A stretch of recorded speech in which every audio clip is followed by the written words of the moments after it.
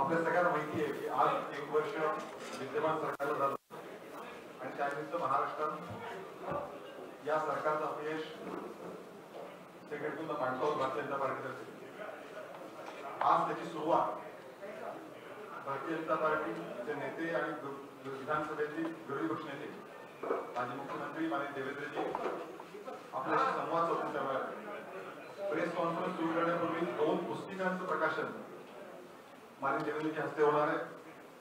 विधान परिषदेतील विरोधी पक्ष नेते श्री प्रवीण दरेकर यांनी ही कसली वचनपूर्ती नावाची पुस्तिका लिहिली आहे। मी माननीय देवेंद्रजी विनंती करतो की त्यांनी त्या पुस्तिकेचं प्रकाशन करावं। वर्षपूर्ती झाली पण वचनपूर्ती नाही।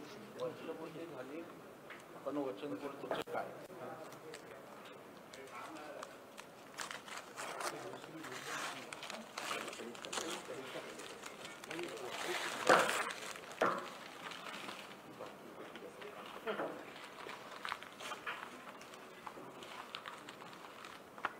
तुम्ही असं उघडलं तर तसं अर्ध ठेवलं होतं असं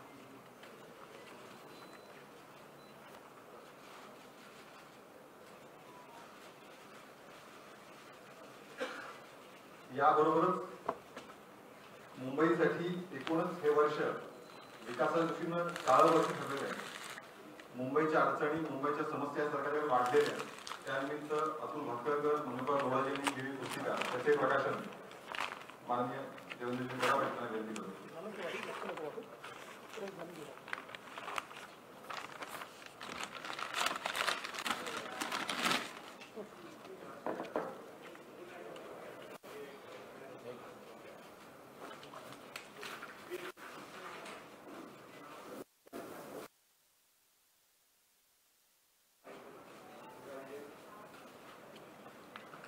या प्रेस कॉन्फरन्ससाठी माननीय विरोधी पक्षनेते प्रवीण जे आहेत, बाकी सर्व मनोहरजी आहेत, अतुल भास्करकर आहेत, ठाकूरजी आहेत। मी माननीय देवेंद्रजींना विनंती करतो की त्यांनी पत्रकार परिषदेला संबोधित करावं।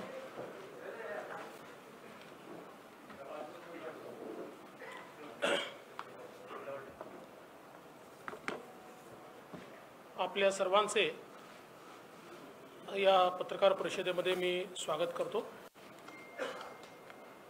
आज महात्मा ज्योतिबा फुले यांची पुण्यतिथी आहे। त्यांना मी विनम्र अभिवादन करतो। खरं तर श्री उद्धवजी ठाकरे यांच्या नेतृत्वातील महाआघाडी सरकारला 1 वर्ष पूर्ण झालं आणि त्यांच्या 1 वर्षाच्या कामाची कार्यपुस्तिका ही म्हणजे काल आलेले न्यायालयाचे 2 निर्णय आहेत। खरं म्हणजे श्री अर्णव गोस्वामी असतील किंवा कंगना रणावत असतील यांच्या सगळ्या विचारांशी आम्ही सहमत नाही, परंतु लोकशाहीमध्ये सरकार विरोधी विचार मांडल्यानंतर ते चिरडून टाकू या वृत्तीशी आम्ही बिलकुलच सहमत नाही। आणि ज्या प्रकारची चपराक या सरकारला काल सर्वोच्च न्यायालयाने आणि उच्च न्यायालयाने या ठिकाणी दिली आहे, यानंतर तरी हे सरकार जागं होईल का की आता सर्वोच्च न्यायालय आणि उच्च न्यायालयाला देखील तुम्ही महाराष्ट्र विरोधी ठरवणार आहात, हा सवाल आता विचारण्याची आवश्यकता आहे। महाराष्ट्रद्रोही असं उच्च न्यायालय आणि सर्वोच्च न्यायालयाला या सरकारने ठरवलं नाही म्हणजे फार चांगलं झालं असं आम्ही समजू। आज आपण बघू शकतो की श्री अर्णव गोस्वामी यांच्या प्रकरणात अतिशय हार्ड हिटिंग अशा प्रकारचा निर्णय हा सर्वोच्च न्यायालयाने दिलाय आणि त्यात सर्वोच्च न्यायालय म्हणतं व्यक्ती स्वातंत्र्य ही संविधानातील अतिशय मौल्यवान बाब आहे। एखाद्या व्यक्तीची स्वतंत्रता ही एक दिवस जरी धोक्यात येत असेल तर ती अनेक दिवसांसाठी धोक्यात आली असे म्हणावे लागेल. या पुढचं महत्त्वाचं आहे. अर्णवला यासाठी लक्ष्य करण्यात आले की त्यांनी टीव्हीवर जी मते व्यक्त केली होती ती सरकारी यंत्रणेसाठी अडचणीची होती. फौजदारी कायदे हे कुठल्या व्यक्तीचा निवडून छळ करण्यासाठी शस्त्र म्हणून कधी वापरायचे नसतात. कायदा हा कुठल्याही व्यक्तीला लक्ष्य करण्यासाठी नसतो. या व्यतिरिक्त अनेक गोष्टी या ठिकाणी या निर्णयामध्ये दिलेल्या आहेत ज्या सरकारच्या कृतीला आणि सरकारच्या डोळ्यामध्ये झणझणीत अंजन घालणाऱ्या अशा प्रकारच्या या सगळ्या बाबी या ठिकाणी आपल्याला पाहायला मिळतात. दुसरं, कंगना रणौत यांचं जे प्रकरण आहे त्यामध्ये देखील महानगरपालिका आणि पर्यायाने राज्य सरकार आणि राज्य सरकारचे नेते यांच्यावर घणाघाती टीका ही या ठिकाणी करण्यात आली आहे. कंगनाच्या घराची तोडफोड करण्याची कृती ही अप्रामाणिक होती. त्यामागचा हेतू चांगला नव्हता. ही कारवाई सुनियोजित स्वरूपाची होती. तिचे ट्विट्स आणि वक्तव्य पाहून ती करण्यात आली. तिच्या घरात कारवाई करण्यात आलेली कारवाई ही अनधिकृत होती. तिला कोणताही कायदेशीर मार्ग वापरता येऊ नये हे सुनिश्चित करण्यात आले. मार्ग असा पत्करण्यात आला की तिच्याकडे कोणताही पर्याय राहू नये आणि जे काही आहे ते स्वीकारण्याशिवाय पर्याय असू नये. फेट अकम्प्ली असा शब्द वापरण्यात आला आहे. एखाद्या व्यक्तीच्या मूलभूत हक्कांचा सन्मान न करण्याचा प्रयत्न अशीच महापालिकेची कारवाई म्हणता येईल. कंगनाला नोटीस जारी करण्यापासून ते बांधकाम पाडण्यापर्यंत संपूर्ण कारवाई अप्रामाणिक आणि अशुद्ध हेतूने होती. म्हणूनच अतिक्रमण पाडण्याचा मुंबई महापालिकेचा आदेश आम्ही रद्द करीत आहोत. श्री संजय राऊत यांची वागणूक एखाद्या संसद सदस्याला शोभून दिसणारी नाही. 9 मार्चपर्यंत नुकसान किती झाले याची माहिती न्यायालयाला सादर करावी. त्यानुसार आम्ही नुकसान भरपाईचा आदेश पारित करू. म्हणजे आपण हे दोन्ही निर्णय जर बघितले तर अक्षरशः सरकारी तंत्राचा गैरवापर आणि एवढंच नाही आहे, अनेक RTI कार्यकर्त्यांवर, अनेक जे सोशल मीडियावर ॲक्टिव्ह आहेत अशा लोकांवर सरकारच्या विरोधात बोलाल तर आम्ही तुम्हाला जेलमध्ये टाकू ही जी दमनकारी नीती आहे ही यातनं स्पष्ट झाली आहे. आणि ती सर्वोच्च न्यायालय आणि उच्च न्यायालयाने देखील या ठिकाणी पूर्णपणे स्पष्ट केली आहे. आणि आमची तर मागणी आहे की आता हे स्पष्ट दोन्ही निकाल आल्यानंतर सरकार कोणावर कारवाई करणार आहे हे सरकारने स्पष्ट केलं पाहिजे. कोणावर कारवाई करणार आहे? गृहमंत्र्यांवर होणार की मुख्यमंत्री याच्याकरता माफी मागणार? अशा प्रकारची कारवाई झाल्याबद्दल ते तर मागणार नाहीत, आम्हाला माहिती आहे. की ज्या अधिकाऱ्यांनी नियमबाह्य जाऊन अशा प्रकारची कारवाई केली त्यांच्यावर कारवाई करणार हे देखील आता या ठिकाणी स्पष्ट झालं पाहिजे. खरं तर महाविकास आघाडीला 1 वर्ष पूर्ण झालं. या 1 वर्षामध्ये या सरकारची अचीवमेंट काहीच नाही. खरं तर 1 वर्ष पूर्तीच्या निमित्ताने माननीय मुख्यमंत्र्यांनी सामनाला मुलाखत दिली.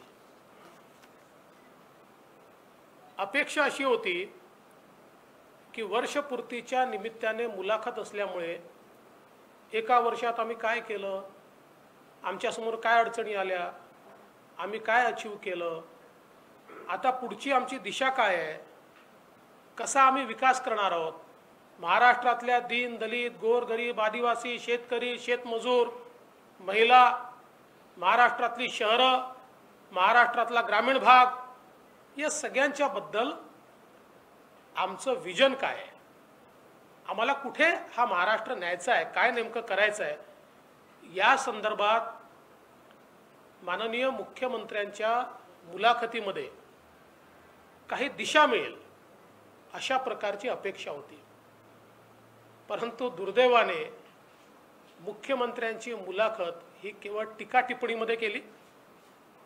आणि आश्चर्य आहे, महाराष्ट्राच्या इतिहासात इतके धमकावणारे मुख्यमंत्री मी यापूर्वी पाहिले नव्हते. असं कधी होत नव्हतं. म्हणजे मुख्यमंत्री संयमी आहेत असं मी ऐकलं होतं आणि गेल्या 5 वर्षात अनुभवलं होतं. पण मग ते दसऱ्याचं भाषण असो की कालची मुलाखत असो, मुख्यमंत्र्याच्या खुर्चीवर बसणाऱ्या व्यक्तीला शोभणारं वक्तव्य हे त्यांनी केलेलं नाही. हे शोभणारं वक्तव्य नाही आहे. तुम्ही संवैधानिक पदावर बसले आहात, संविधानाची शपथ घेतली आहे, कोणाच्याही विरुद्ध राग किंवा द्वेषाच्या शिवाय मी कारवाई करीन हा शपथेचा भाग आहे. अनुराग या द्वेष के बिना, राग किंवा द्वेषाच्या शिवाय ही जी शपथ घेतली आहे या शपथेचं पालन करताना कुठेही मुख्यमंत्री दिसत नाही. आणि कालच्या मुलाखतीमध्ये विकासावर चर्चा नाही आहे, महाराष्ट्र कुठल्या दिशेला जाईल याच्यावर चर्चा नाही आहे. याच्या मागे हात धुवून लागू, त्याच्या मागे पाय धुवून लागू, याची खिचडी करू, त्याचा खिमा बनवू, हे कुठले शब्द आहेत? म्हणजे असं आहे की अशा प्रकारचं भांडण हे नाक्यावर होतं. हे वर्षपूर्तीच्या निमित्ताने होत नाही. मुख्यमंत्र्यांनी एक गोष्ट लक्षात घेतली पाहिजे की अशा प्रकारे चिरडण्याची भाषा ही ज्यांनी ज्यांनी केली ते फार काळ टिकले नाहीत. आणि ह्या देशात तर लोकशाही आहे. लोकशाहीची मूल्य,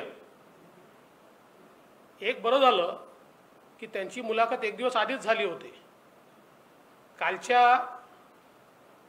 जे काही निर्णय आले आहेत त्या निर्णयानंतर जर ही मुलाखत झाली असती तर कदाचित कंटेम्प्ट ऑफ कोर्टच झाला असता. कारण सर्वोच्च न्यायालय आणि उच्च न्यायालय तुमच्याबद्दल इतकी जबरदस्त टिप्पणी करते आणि तुमची मुलाखत तीच आहे. त्यामुळे मला असं वाटतं, मी ही कुठल्याही मुख्यमंत्र्याची मुलाखत मानत नाही आणि त्यामुळे त्याला उत्तर देणं किंवा त्याच्यावर टिप्पणी करणं हे देखील मला असं वाटतं की योग्य नाही आहे. कारण ती त्या लायकीचीच नाही आहे. ती त्या लायकीचीच नाही आहे. माझी अपेक्षा आहे असं आहे की तुम्हाला ते म्हणतात ना 5 वर्ष राज्य चालवणार आहे, जरूर चालवा. 5 वर्ष नक्की तुम्ही चालवा, काही आमची हरकत नाही आहे. पण या 5 वर्षात नुसत्या धमक्या देऊ नका. गव्हर्नन्स दाखवा ना. 1 वर्ष तर तुमचं गेलं. गव्हर्नन्स कुठे आहे? वेर इज गव्हर्नन्स? या 1 वर्षात गव्हर्नन्स हा कुठेही पाहायला मिळालेला नाही. खरं तर हे सरकार जे आलं तेच मुळात विश्वासघातातनं आलं. विश्वासघातातनं, आणि तो आमचा सोडून द्या, आम्ही फार छोटे लोक आहोत.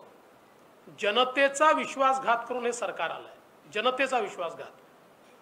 कारण तुम्ही एका पक्षासोबत युती करून मतं मागता, मोदीजींच्या नावाने मतं मागता, मोदीजींचा चेहरा समोर ठेवून त्या ठिकाणी मतं मिळवता आणि त्यानंतर विरोधकांची हातमिळवणी करता. आणि म्हणून हे सरकार विश्वासघातातून आलेलं सरकार आहे. आणि आल्यानंतर गेल्या 1 वर्षातली उपलब्धी काय आहे? 1 वर्षातली उपलब्धी यांची केवळ स्थगिती आहे. वेगवेगळ्या विकास कामांना स्थगिती देणं याच्या व्यतिरिक्त दाखवण्यासारखं या सरकारमध्ये काही नाही आहे. आणि आमचं स्पष्ट मत आहे, आरे कारशेड या संदर्भात तर मुंबई भाजपा यातलं सत्य हे मुंबईतल्या प्रत्येक व्यक्तीपर्यंत पोहोचवणार आहे. काही अधिकारी आपल्या फायद्याकरता मुख्यमंत्र्यांचा इगो मसाज करतायत आणि मुख्यमंत्र्यांची दिशाभूल करतायत आणि त्यातनं आरे कारशेड सारखे निर्णय जे मुंबई विरोधी निर्णय आहेत, मुंबईच्या सामान्य माणसाच्या विरोधातले निर्णय आहेत आणि सर्वोच्च न्यायालयाने दिलेल्या निर्णयाच्या विरोधातले निर्णय आहेत. त्यामुळे या संदर्भात मुंबईतल्या प्रत्येक व्यक्तीपर्यंत याचं सत्य हे आम्ही एका छोट्याशा पुस्तिकेच्या माध्यमातून पाठवणार आहोत आणि या सरकारने कसं मुंबईकरांना या ठिकाणी मेट्रोपासून दूर ठेवलं ते देखील आम्ही सांगणार आहोत. आता आपण बघा, या ठिकाणी जलयुक्त शिवार स्थगित, सरपंचाची थेट निवडणूक स्थगित, बाजार समित्यांमध्ये शेतकऱ्यांचा मतदानाचा अधिकार स्थगित, शिक्षकांच्या ऑनलाईन बद्द्या स्थगित, सारथी बंद, आरे कारशेड मी सांगितलं. यादी इतकी मोठी आहे, माझ्याकडे 2 पानाची यादी आहे की ज्याच्यावर निव्वळ स्थगिती या सरकारने दिलेली आहे. आणि दुसरीकडे कोरोनाच्या काळामध्ये, कोरोनाच्या हाताळणीमध्ये हे सरकार सपशेल अपयशी झालं. ही तर खरोखर मी असंच म्हणतो की ईश्वराचे आशीर्वादच म्हणावेत की दुसरी वेव ही देशात आणि महाराष्ट्रात काही भागातच दिसते आहे, ती अजून महाराष्ट्रात दिसत नाही आणि ती येऊ नये अशीच आपली इच्छा आहे. पण हे सांगतात की आम्ही महाराष्ट्रात कोरोना थोपवला. देशामध्ये एकूण मृत्यू झाले 1,34,000, त्यातले 46,000 मृत्यू तुमच्याकडे आणि कोरोना थोपवला. देशातल्या सर्वात जास्त कोरोनाचे पेशंट्स हे महाराष्ट्रात आणि कोरोना थोपवला. काय अवस्था आपण महाराष्ट्राची आणि मुंबईची बघितली. रस्त्यावर तडफडून मरणारे लोक आम्ही बघितले, एकेका बेडवर मेलेला व्यक्ती आणि पेशंट झोपलेला आम्ही बघितला. 3-3 दिवस लोक मेले पण कोणाला पत्ता नाही आम्ही बघितलं. 7-7 दिवस शौचालयात त्या ठिकाणी डेड बॉडी पडली आहे, कोणी लक्ष द्यायला तयार नाही हे आम्ही बघितलं.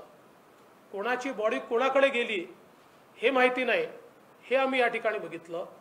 किती किती किती व्यथा आम्ही या कोरोनाच्या काळात बघितल्या.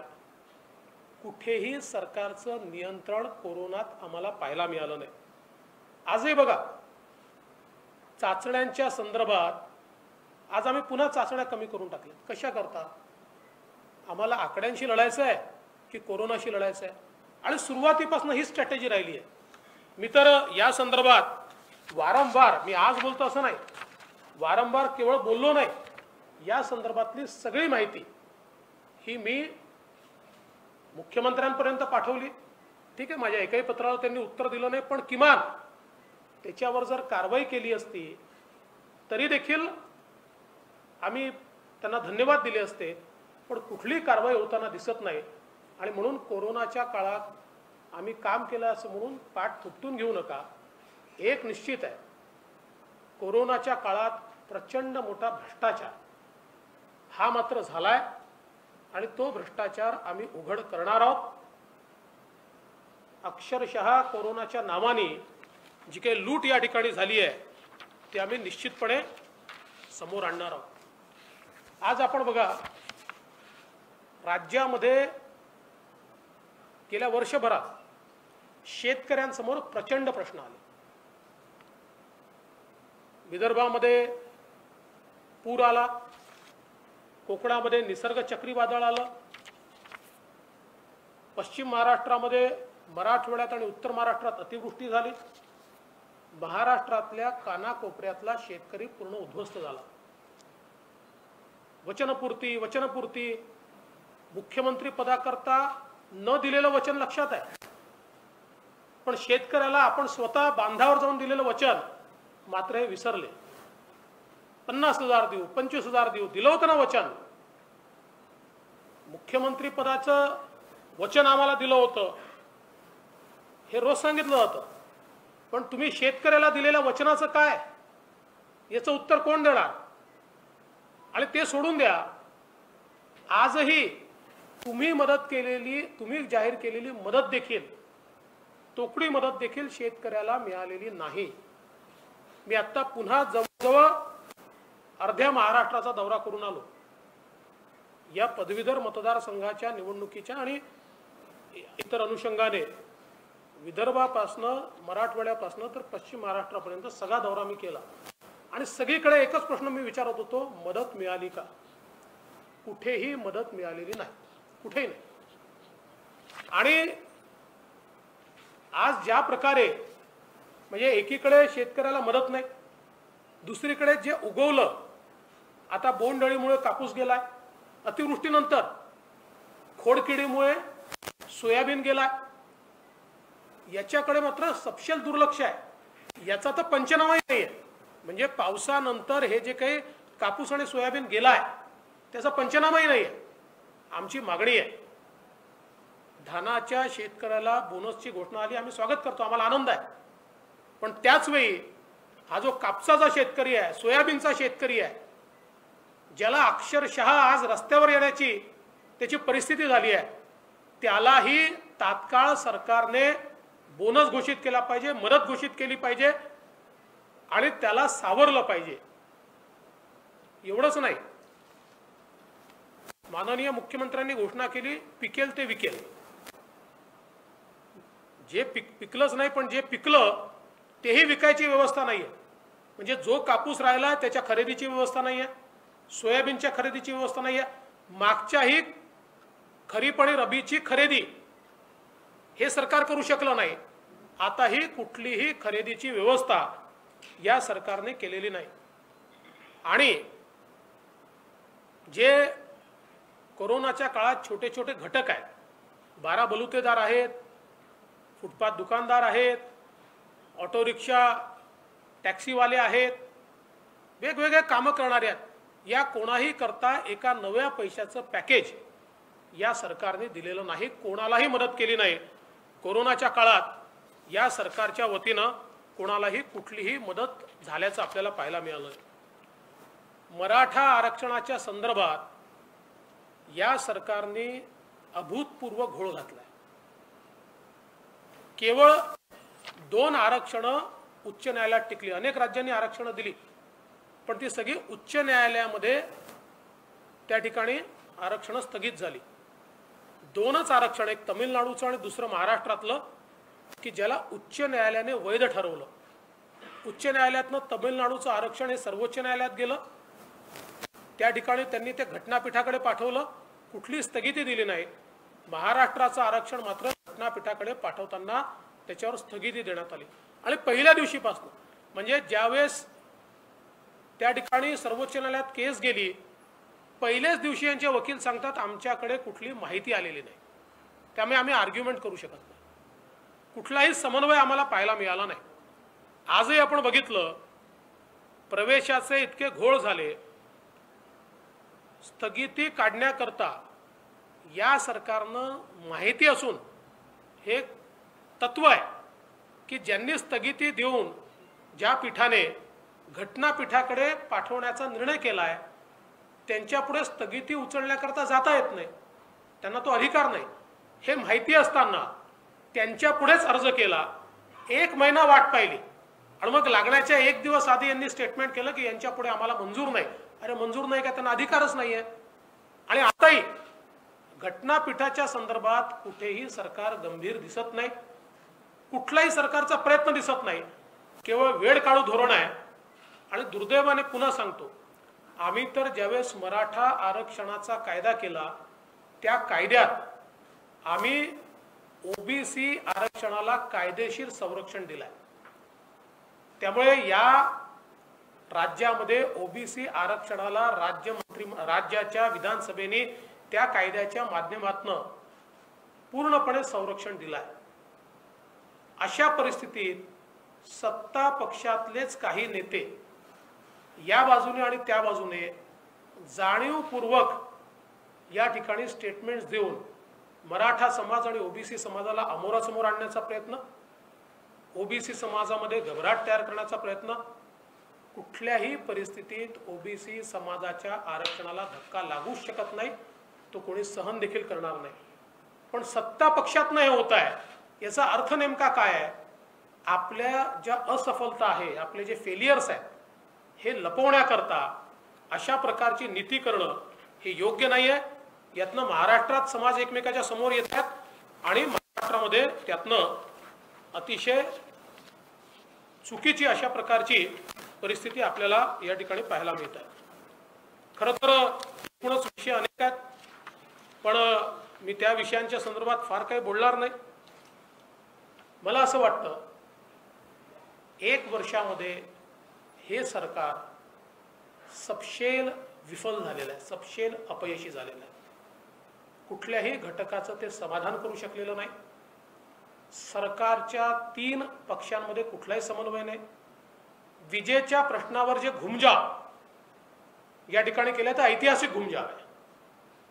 आणि त्याहीपेक्षा मजेदार असं आहे, काँग्रेस पक्षाच्या अंतर्गत अशोक चव्हाण म्हणतात नितीन राऊतांनी चर्चा केली नव्हती, बाळासाहेब थोरात म्हणतात चर्चा केली होती, मग कोणीतरी सांगतं की अजितदादांनी सांगितलं होतं, नितीन राऊतांनी सांगितलं, अजितदादांनी सांगितलं तर घोषणा करा.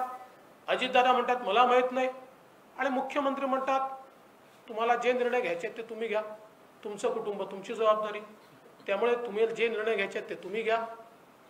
त्यामुळे एकूणच सरकारमध्ये समन्वय नाही आहे. आणि ज्या प्रकारे बदल्याचे दलाल आज फिरतायत आणि जी अवस्था आम्हाला पाहायला मिळते आहे, अशी तर महाराष्ट्रात पूर्वीच्या 15 वर्षाच्या काँग्रेस राष्ट्रवादीच्या सरकारमध्येही नाही बघितली. इतकी वाईट अवस्था आज या ठिकाणी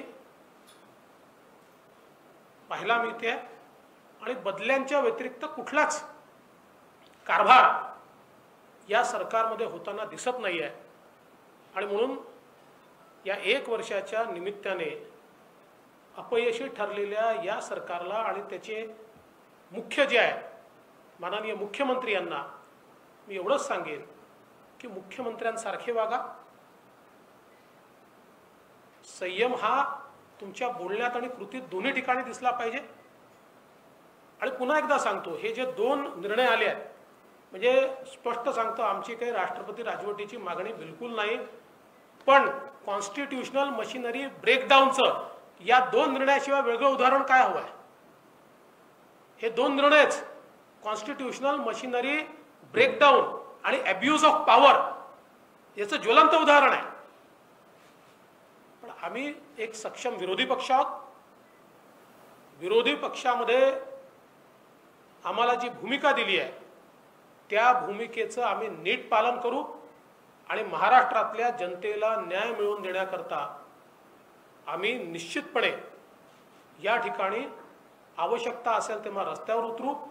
आमच्या कितीही तक्रारी माननीय मुख्यमंत्र्यांनी पंतप्रधान महोदयांकडे केल्या तरी देखील आम्ही जनतेला उत्तरदायी आहोत. त्यामुळे रस्त्यावर उतरावंच लागेल. तुमचा नाकर्तेपणा आहे म्हणून आम्हाला उतरावं लागतं.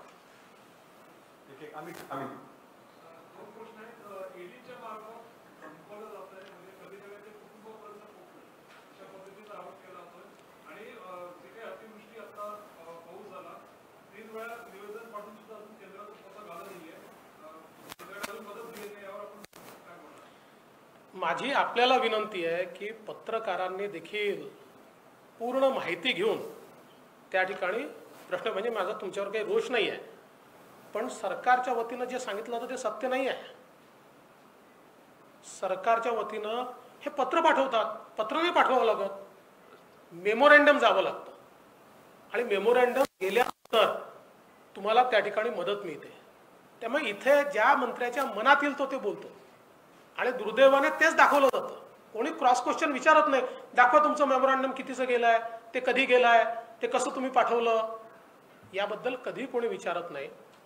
केंद्र सरकार निश्चितपणे मदत करेल. आणि मी सांगितलं, मी यापूर्वी आकडेवारी दिली की काँग्रेस राष्ट्रवादीच्या UPAच्या काळामध्ये महाराष्ट्राला किती मदत मिळाली नॅचरल कॅलॅमिटीमध्ये, आणि 5 वर्षात मोदी सरकारच्या काळात किती मिळाली याची आकडेवारीच मी दिली आहे. त्या काळाच्या दुप्पट आहे. आणि आताही जेव्हा जेव्हा महाराष्ट्र अडचणीत येईल, परंतु सगळं माहिती असताना केंद्र सरकार कशी मदत करते, केंद्र सरकार किती मदत, त्यावेळेस तर माननीय पवार साहेब होते ना त्या कमिटीमध्ये, तरी तेवढीच मदत मिळत होती. त्यावेळेस काय भरमसाठ मदत, आपण मागितली तेवढी मदत, 17,000 कोटी मागितले होते यांनी, 1,000 कोटी मिळाले नव्हते. म्हणून मला असं वाटतं की हा सगळा इतिहास, केंद्राची पद्धत, केंद्र सरकार निश्चितपणे या संदर्भात पूर्ण मदत करेल. ईडीचा जो प्रश्न आहे, ईडीच्या संदर्भात ईडी आपली कारवाई करतं, ती एजन्सी आहे, त्यांच्याकडे पुरावे आहेत, त्या पुराव्याच्या आधारावर ते कारवाई करतील. आणि पुरावे नसताना कारवाई केली तर जसं कोर्टाने इथे ठोकलं तसं तिथेही ठोकेल या ठिकाणी. त्यामुळे मला असं वाटतं की या संदर्भात कांगावा करण्याचं काही कारण नाही आहे.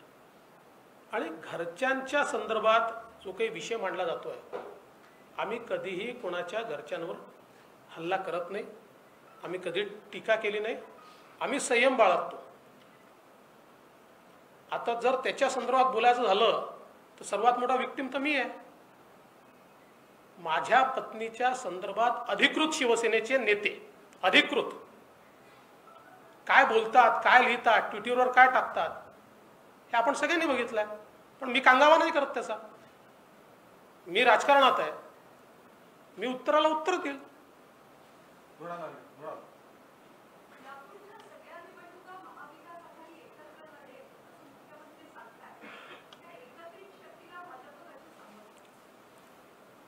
ते कितीही एकत्र आले तरी शेवटी जनतेला या ठिकाणी त्यांचं सरकार कसं चाललंय हे जनतेने बघितलेलं आहे. त्यामुळे राजकारणामध्ये 1 आणि 1 2च होतात असं नाही आहे. राजकारणात 1 आणि 1 0 देखील होतं, 1 आणि 1 11ही होतं. त्यामुळे हे किती एकत्रित आले, एक तर मनाने एकत्रित येऊ शकत नाही, यांचं पक्षाच्या अंतर्गतच एकत्रित येऊ शकत नाही. आता तुम्ही बघा, पुणे शिक्षक मतदारसंघ हा काँग्रेसकडे गेला, अख्खी राष्ट्रवादी जुन्या उमेदवाराच्या पाठीशी आहे. तीच परिस्थिती इतर ठिकाणी देखील आहे. त्यामुळे हे अनैसर्गिक युती आहे, नैसर्गिक युती नाही आहे. त्यामुळे एकत्रित येऊ शकत नाही. पण आम्हाला एका गोष्टीचा आनंद आहे की भारतीय जनता पक्षाची दहशत यांच्या मनात आता इतकी तयार झाली की हे लोकल बॉडीच्या निवडणुका देखील एकत्रित लढण्याच्या गोष्टी करून राहिले. आमची शक्ती वाढते. दिनेश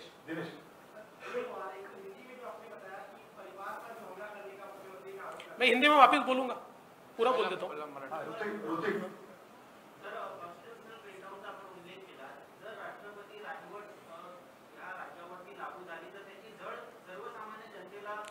तुम्ही माझं वाक्य ऐकलं नाही, हा प्रश्नच विचारला नसता. मी म्हटलं राष्ट्रपती राजवट लावण्याची आमची मागणी नाही.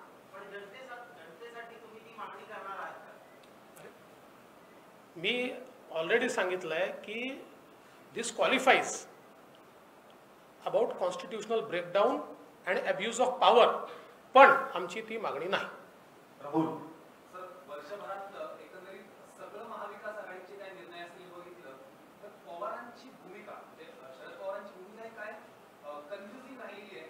काही चांगलं होत असेल तर त्याचं क्रेडिट राष्ट्रवादीला कसं मिळेल किंवा पक्ष मानधनी या सगळ्यावर. तर एकंदरीत या वर्षभरात तुम्ही कसं बघताय, या तिन्ही पक्षांमध्ये सर्वाधिक जास्त नुकसान जर कोणाचं झालं असेल तर तुम्ही कसं बघताय? नुकसान कोणाचं झालं हे त्यांनी ठरवायचं आहे. राजकीय पण सगळ्यात जास्त नुकसान या 3 पक्षाच्या कारभारामध्ये महाराष्ट्राचं झालंय, महाराष्ट्राच्या जनतेचं झालंय. आणि पवार साहेब हे अत्यंत मातब्बर नेते आहेत. या संपूर्ण 3 पक्षीय युतीचा उपयोग आपला पक्ष वाढवण्याकरता कसा करायचा हे त्यांना नीट माहिती आहे. त्यामुळे ते योग्य तो उपयोग करतायत. मला वाटतं सगळे प्रश्न झाले. एक फक्त कोण? सर, कोविड की जो आपने बात की तो आपने ऐसे कुछ सजेशन दिए थे कि गवर्नमेंट को कि एज अ रिस्पांसिबल ऑपोजिशन क्या आपने ऐसे सजेशन दिए थे कि आपने अलग क्या किया होता, या फिर जैसे आपने बोला कि कोविड के टाइम में पूरा ही फेल हो गया गवर्नमेंट, तो ऐसा क्या अलग कर सकते देखिए, मैंने उस वक्त जो आवश्यक थे, मैंने केवल कोविड के ऊपर 100 से ज़्यादा सजेशन दिए, पत्र दिए हैं, 100 से ज़्यादा। जैसे जब रेट ऑफ इन्फेक्शन 19% था, उस समय मैं लगातार ये कह रहा था कि इसका मतलब there is not enough testing, आप ज़्यादा टेस्टिंग कीजिए, ये मैं बार बार बता रहा था। लेकिन सरकार आंकड़ों से जूझ रही थी। ऐसे कई मेरे पत्र पब्लिक डोमेन में है, मैंने सारे ट्वीट किए हुए हैं, आप देख सकते हैं। इसीलिए मैंने कहा कि जो करना चाहिए वो सरकार ने नहीं किया। मध्यंतरी पुस्तक प्रकाशन जेव्हा एक उल्लेख झाला होता की मराठा महिला मुख्यमंत्री व्हायला आवडेल किंवा बघायला आवडेल असं तुमच्या पक्षाच्या एका नेत्यांनी केलं, तर आपण कसं बघताय? आमच्या पक्षाचे नेते आशिष शेलार हे पुस्तक प्रकाशनाच्या वेळेस जे बोलले ते कुठल्या कॉन्टेक्स्टमध्ये बोलले हे त्यांनी दुसऱ्या दिवशी पुण्याच्या पत्रकार परिषदेमध्ये अतिशय स्पष्ट सांगितलेलं आहे। आमच्या पक्षात कोणाच्या मनात कन्फ्युजन नाही आहे, काळजी करू नका।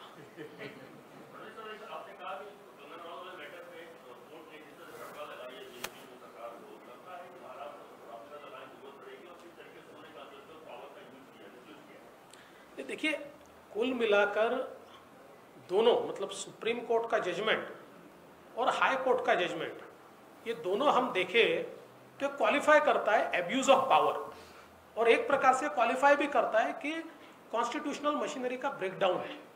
जिस प्रकार से दोनों जजमेंट्स में बात कही गई है, लेकिन बावजूद इसके हमारी ऐसी मांग नहीं है कि यहाँ पर राष्ट्रपति शासन लगाया जाए। मुख्यमंत्री ने जिस तरह से हत्या की है उसका आप विरोध करें, आपने कहा कि आपके परिवार को व्यक्तिगत तौर पर टारगेट किया जाए।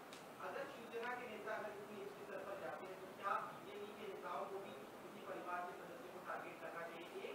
दूसरा सवाल है, लव जिहाद का मुद्दा बीजेपी ने महाराष्ट्र उठाया था, उन्होंने कहा कि गोवंश हत्या को लेकर पूरे देश में लागू की जाए, क्या आप उसका समर्थन करते हैं?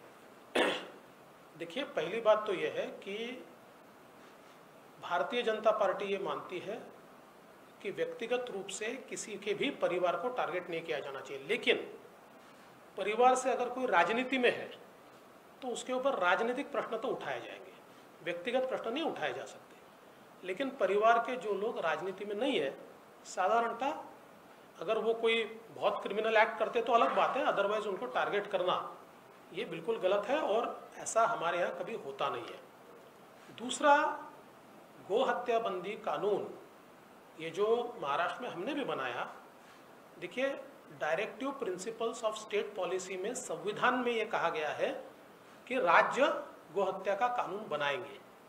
ये राज्य की जिम्मेदारी है, जिन राज्यों को लगता है उन राज्यों ने उसको बनाया है। और मुझे आश्चर्य लगता है, देखिए परिस्थितियां कैसी बदली कि आजकल संजय राउत साहब कहते बिहार कानून बनाएगा तो महाराष्ट्र कानून बनाएगा, और मुख्यमंत्री जी कहते हैं कि बंगाल ने जो किया वो हम करेंगे। तब बिहार और बंगाल का फॉलो करना पड़ेगा महाराष्ट्र को, तो ये तो बड़ी महाराष्ट्र की शान बढ़ रही है भाई साहब। सर, काल उद्धव ठाकरेंनी म्हणजे एकंदरीत वर्षभरातली शिवसेनेची बदलली भूमिका, जसं की लव जिहादचा कायदा युपीमध्ये होतोय, एमपीमध्ये होतोय, काल त्यांनी असं म्हणलं की भाजपचं हिंदुत्व आता बदललंय। एकंदरीत शिवसेनेची आतापर्यंतची भूमिका आणि या सगळ्या संदर्भात कसं बघताय? भाजपचं हिंदुत्व बदललेलं नाही, तुम्ही हिंदुत्व सोडलाय। आणि काय शब्द आहे हो, हिंदुत्व काय धोतर आहे का सोडण्याकरता? असं हिंदुत्वाबद्दल बोलू शकता? आणि मग हिंदुत्व जर धमन्यांमध्ये वाहतं तर स्वातंत्र्यवीर सावरकरांना रोज शिव्या देणारे आणि तुमच्या सत्तेत असताना या महाराष्ट्रामध्ये त्यांच्या विरुद्ध लिहून अतिशय खालच्या स्तरात त्यांच्याबद्दल लिखाण करणारे त्यांच्या मांडीला मांडी लावून बसताय, हे तुमच्या धमन्यातलं हिंदुत्व। गुपकर सोबत जी काँग्रेस गेली त्या ठिकाणी काय त्यांचा अजेंडा आहे? चीनच्या मदतीने आम्ही पुन्हा एकदा भारतामध्ये 370 काश्मीरला लागू करू आणि भारताचा तिरंगा झेंडा लागू देणार नाही, काश्मीरचा झेंडा लागला पाहिजे, हा ज्यांचा अजेंडा आहे त्यांच्यासोबत मांडीला मांडी लावून बसताय। आम्हाला हिंदुत्व शिकवता, कसलं हिंदुत्व आहे तुमचं? हिंदुत्व तुम्ही सोडलाय। सर, इन तुमसे कभी ऑप्शन रहा या आप कभी ऐसा कुछ सोच सकते कि एनसीपी या शिवसेना के साथ सरकार बना सकते हैं? राजनीति में ऐसे ऑप्शंस पे विचार नहीं किया जाता।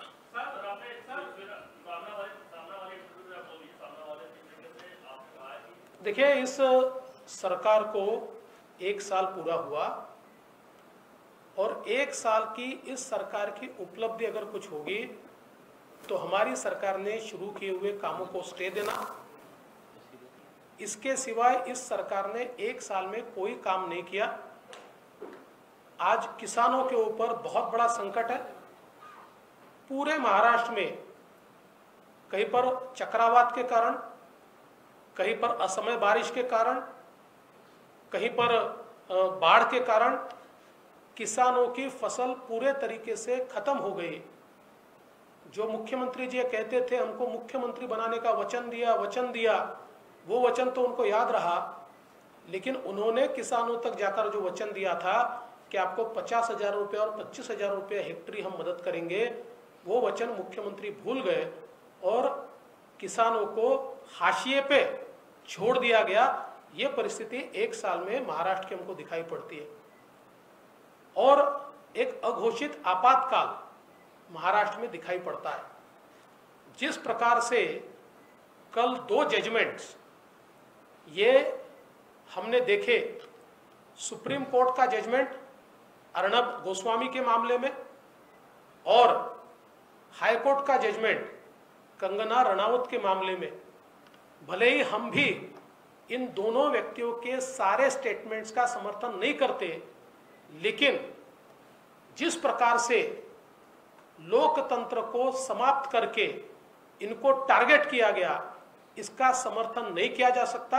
हम इसकी भर्त्सना करते हैं और सुप्रीम कोर्ट ने आईना दिखाया है सरकार को। जिस प्रकार से अर्णब गोस्वामी इनके केस में सुप्रीम कोर्ट कहता है चूंकि उन्होंने सरकार के विरोध में भूमिका ली इसलिए उनको टारगेट किया गया। और कुल अगर आप पूरा जजमेंट पढ़े तो मुझे लगता है इस सरकार को चुल्लू भर पानी में डूब मरना चाहिए। इस प्रकार से सरकार को और सरकार के कामों को, या जिस प्रकार से इसको हैंडल किया गया, इसके ऊपर टिप्पणी इसमें की गई है। इतना ही नहीं, कंगना रनावत का जो घर तोड़ा गया उसके भी संदर्भ में बिल्कुल सिलसिलेवार हाईकोर्ट ने कैसे कैसे घटनाएं घटी और कैसे केवल कंगना ने सरकार के खिलाफ ट्वीट किए या भूमिका ली या वो बोली, इसके लिए उनका घर तोड़ा गया। घर तोड़ना कैसे इलीगल था, कैसे जानबूझकर उनको किसी कोर्ट में जाने का अवसर न मिले, इस प्रकार से इस घर को तोड़ा गया। ऐसी सारी चीजें सिलसिलेवार लिखी है। और साथ साथ शिवसेना के नेता श्री संजय राउत, इनके बारे में भी टिप्पणी इसमें की गई है कि एक सांसद होते हुए इस प्रकार का उनका व्यवहार अशोभनीय है।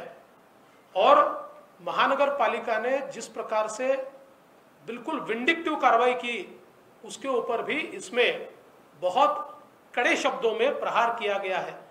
तो मुझे लगता है कि 1 साल में इस सरकार का व्यवहार और बर्ताव, इसका कच्चा चिट्ठा या इसका एक जो हम कह सकते हैं इसका एक किताब, केवल ये 2 जजमेंट से हमारे सामने आता है।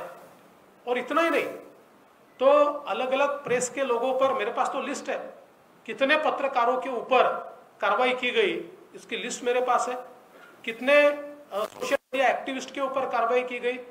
तो एक अघोषित आपातकाल, सरकार के खिलाफ बोलोगे तो जेल में जाना पड़ेगा। और मुझे ऐसा लगता है कि लोकतंत्र की हत्या एक प्रकार से इस सरकार के माध्यम से की गई। सबसे महत्वपूर्ण बात यह है कि 1 साल पूरा होने पर माननीय मुख्यमंत्री उद्धव ठाकरे जी ने एक सामना को इंटरव्यू दिया। हम ये अपेक्षा करते थे कि पिछले 1 सालों में हमारे सामने क्या चुनौतियां आई, उन चुनौतियों को हमने कैसे पूरा किया, 1 साल की हमारे अचीवमेंट क्या है और आने वाले 4 साल का हमारा रोड मैप क्या है, किस प्रकार से महाराष्ट्र को हम विकास की ओर ले जाना चाहते हैं। ऐसी सारी चीजें इस इंटरव्यू में वो बताएंगे। क्योंकि मैं भी मुख्यमंत्री था, मेरे पहले भी थे, अलग अलग राज्यों के मुख्यमंत्री मैंने देखे, जब उनका 1 साल पूरा होता है या कोई भी साल पूरा होता है तो इस प्रकार से वो क्या किया ये बताते हैं और क्या करेंगे ये बताते हैं। परंतु हमारे मुख्यमंत्री जी का इंटरव्यू पहले से लेकर आखिर तक केवल धमकियां देने में समाप्त हो गया। वो केवल धमकियां दे रहे थे, विरोधकों को दे रहे थे, अन्य लोगों को दे रहे थे। मुझे बड़ा आश्चर्य लगता है, मुख्यमंत्री की कुर्सी पर जब आप बैठते हो तो आप जो शपथ लेते हो, शपथ में शब्द है अनुराग या द्वेष के बिना, ऐसा एक शब्द है। तो अनुराग या द्वेष के बिना हम सरकार को चलाएंगे, सभी को समान न्याय देंगे, इस शपथ को भूल गए। और एक भी डेवलपमेंट की बात पूरे इंटरव्यू में उनसे हमको देखने को नहीं मिली। जिस प्रकार का बयान, जिस प्रकार का वक्तव्य वो कर रहे हैं, मुझे ऐसा लगता है कि ये किसी भी मुख्यमंत्री को शोभा नहीं देता। हमारी अपेक्षा है, वो कहते हैं हम 5 साल सरकार चलाएंगे, जरूर चलाइए, अगर आपसे बनता है तो आप 5 साल चला लीजिए, पर गवर्नेंस तो दिखाइए। धमकियों के भरोसे थोड़ी स्टेट चलता है, धमकियों के भरोसे थोड़ी राज्य चलता है। तो गवर्नेंस के नाम पर 1 साल जीरो है, और इसलिए मुझे ऐसा लगता है कि सरकार ने लोगों की अपेक्षाओं को भंग किया है, लोगों का विश्वासघात किया है। सर, आपकी पार्टी के कुछ नेता लगातार कह रहे हैं कि अगले 2 से 3 महीनों में महाराष्ट्र में बीजेपी की सरकार बन जाएगी। देखिए, उसके ऊपर मैं जवाब दे चुका हूँ। सर, आज संजय राउत ने एक कार्टून पोस्ट करते हुए सीपीआई और बीजेपी को कुत्ते के रूप में दिखाया, आप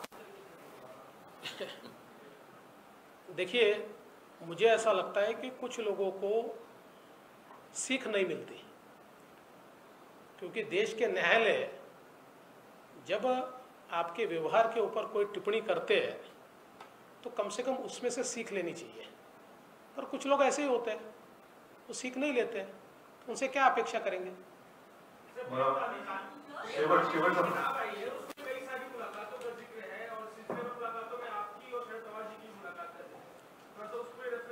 देखिए, मैंने उनकी किताब अभी पढ़ी नहीं है, उनकी किताब मैं जब पढ़ूंगा तो उसके ऊपर जरूर बोलूंगा।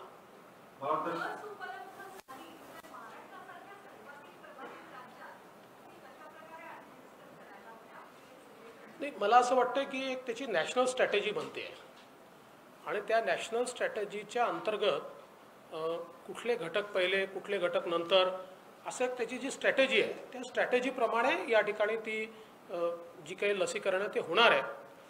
आपल्याला केवळ एवढंच लक्ष ठेवावं लागेल की अशा परिस्थितीमध्ये काही लोक अशा लसीचाही काळा बाजार करण्याचा प्रयत्न करतात, काही लोक आउट ऑफ द वे जाऊन ती मिळवण्याचा प्रयत्न करतात। सगळ्यांना लस मिळणार आहे, त्यामुळे अशा प्रकारची घटना कुठे होऊ नये।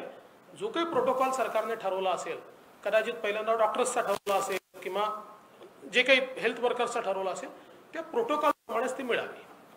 एक शेवट छोटासा कार्यक्रम, कालच टीव्ही जर्नलिस्ट असोसिएशनची निवडणूक झाली आणि त्याच्यामध्ये काही जिंकून जे आले त्या तिथे उपस्थित आहेत। मी माननीय विनंती करतो की त्यांचा सत्कार करावा। विनोद जगदाळे, अध्यक्ष टीव्ही जर्नलिस्ट असोसिएशन। पत्रकारांनी तर पत्रकारांचा सत्कार करावा होता। कल्पेश हरकर, राजेश मालकर, फोटो मिळते सगळ्यांना। अक्षय कुंडलकर, राजरंजन सिंग, कल्पेश आणि हे आणखीन एक अभिषेक शर्मा, राज या सोनवणे।